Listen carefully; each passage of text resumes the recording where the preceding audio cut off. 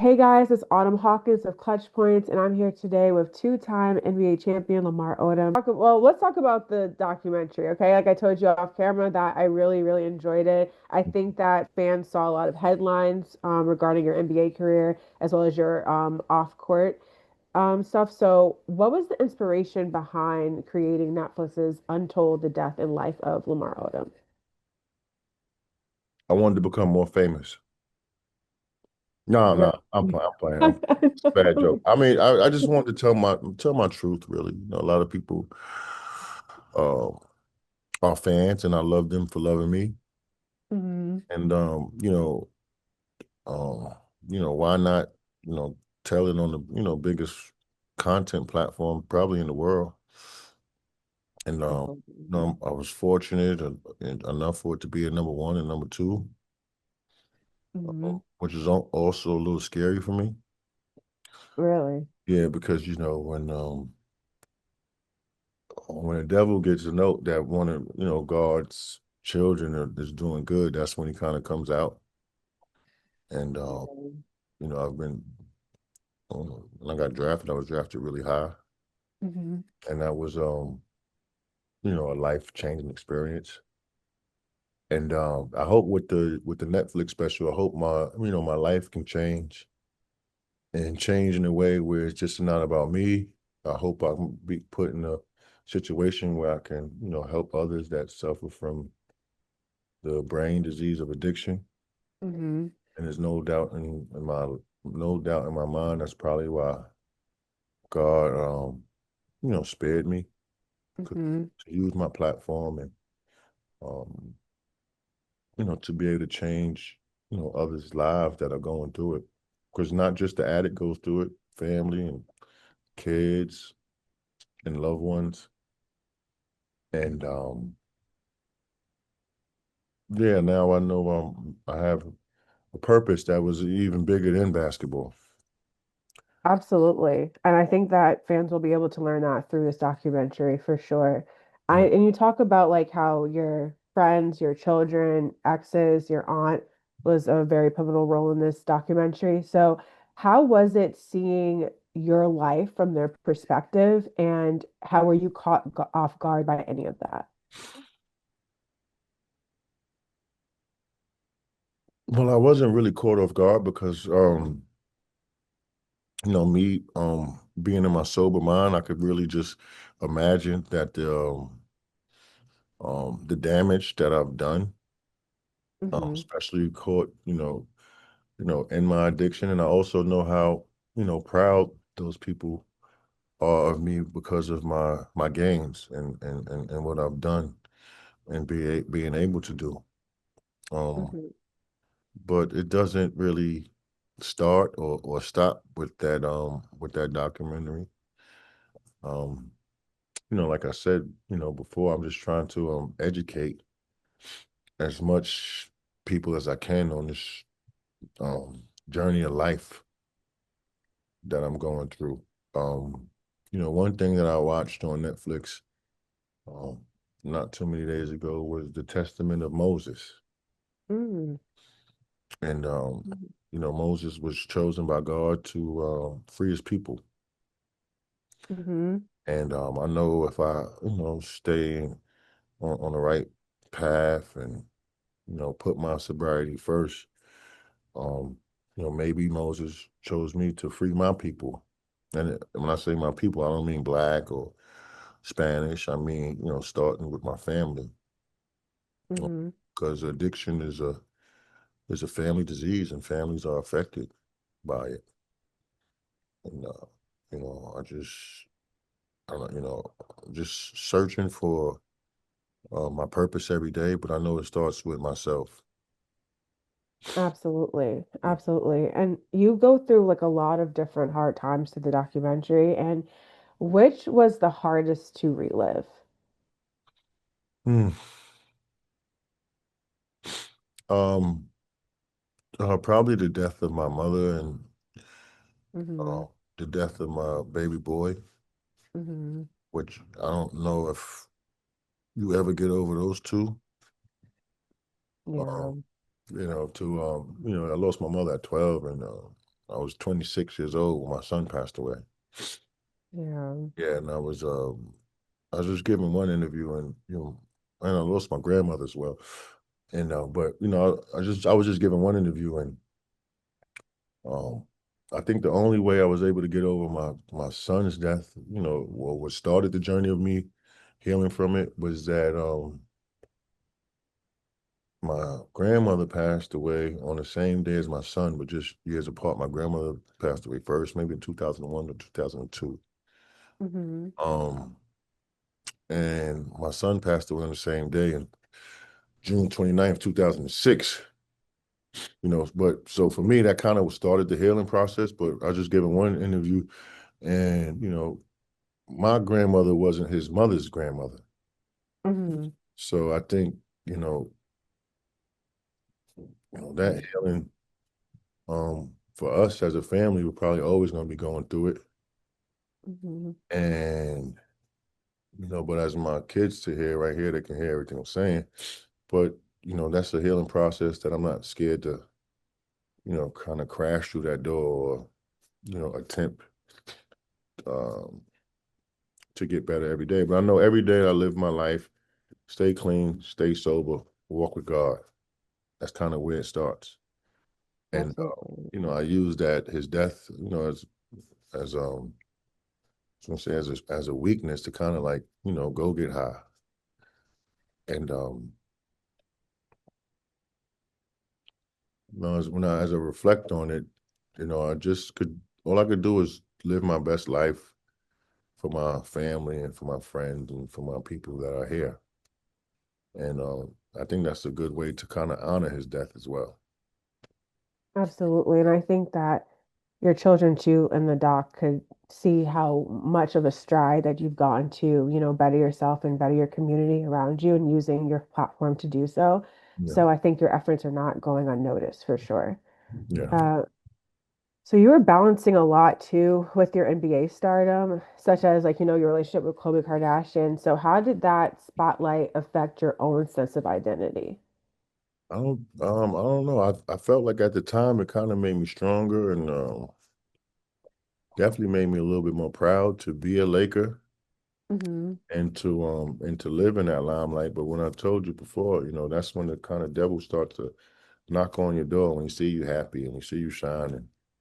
Um, Hmm. um, you know, I don't know. I don't think I was doing a good job at um at reflecting on all the blessings. Hmm.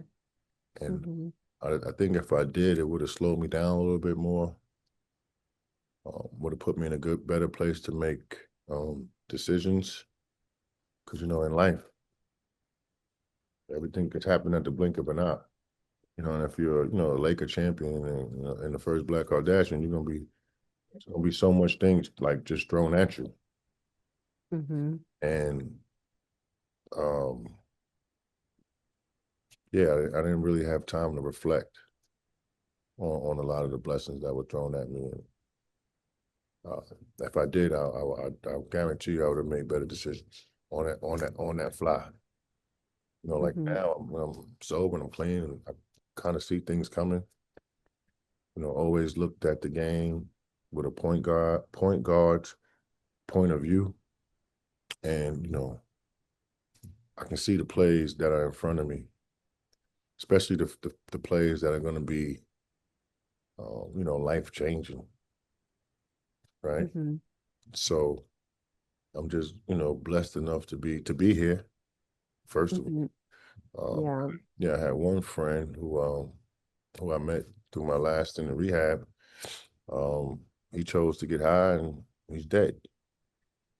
Wow. Yeah, a friend of mine, his name was Austin. I forgot his last name. But it just goes to show you that, we all live a walk in the thin line between when it comes to between, not being here and being here.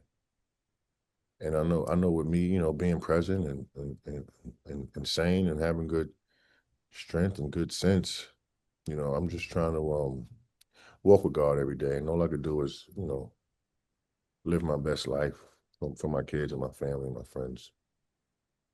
Absolutely. Absolutely. And you are. I believe you are. So, as I can see through the documentary. Mhm. Uh, Another person that you spoke about supporting you, I know Chloe was a lot she was very much so present in the documentary as a support system for you. But I also saw that Kobe also was supportive of you, especially he defended you for for your Dallas trade. So how was it like to have Kobe there to defend your desire to stay in LA? Yeah, well, I have a tattoo on Kobe on my neck, Mm, and the reason why I put it on my neck so he can stay in my ear. mm, And the Mamba mentality is something that I practice every day and will continue to practice. And as simple as it seems, all it is putting your best foot forward every day. And for so long I wasn't doing so, and so that's why I keep that so dear and near to me. And that's how I try to just live my life from here on out. Just trying to be my best every day, whether it's being a father or you know, watching basketball, critiquing it. Um, and that's all I can really say about that. But all I can do is just, like I said before, is just live my best life and take care of myself and um, watch the domino effect happen because, absolutely. because of that. When you look back at your time on the Lakers, what do you think made the championship chemistry so special? The way we played offense, the triangle offense, our camaraderie as a team, Mm, um, uh, our mental approach as a team that was kind of taught to us by Phil Jackson, meditating, doing the little things with each other when we were off the court, becoming a family, really having a family bond in that beautiful city of LA. We were able to, along with the meditation, we were able to overcome so many obstacles. Um, and then playing with a player like Kobe Bryant, the best player of my generation, gave us an enormous amount of confidence. absolutely.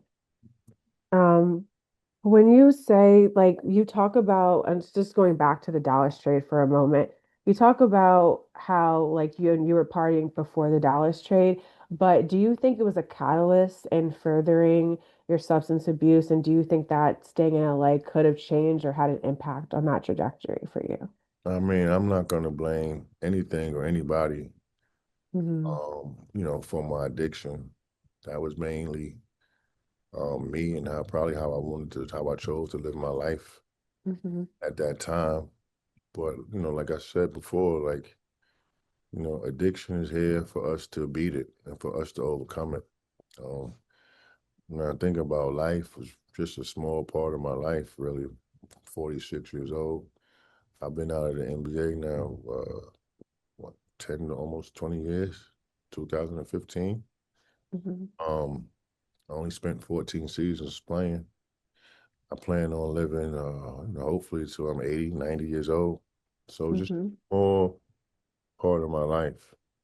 Um, but it's getting me, introduced me to the world. I never, discredit basketball and what it's done for me. Um, it's given me the opportunity to reach so many people, and hopefully through this documentary, I can double that. Let Absolutely. everybody know that addiction is nothing to be ashamed of, and only something that we can look in the eye and overcome it. Makes me stronger. Uh, Hmm. I just really take it as a stripe on my shoulder, um, and uh,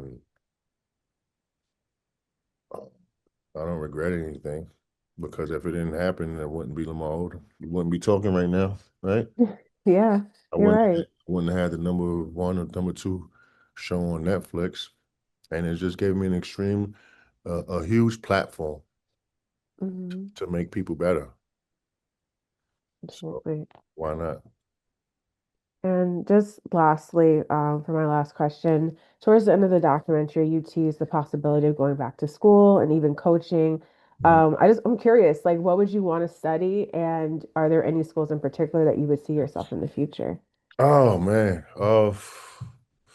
probably at HBCU, Mm.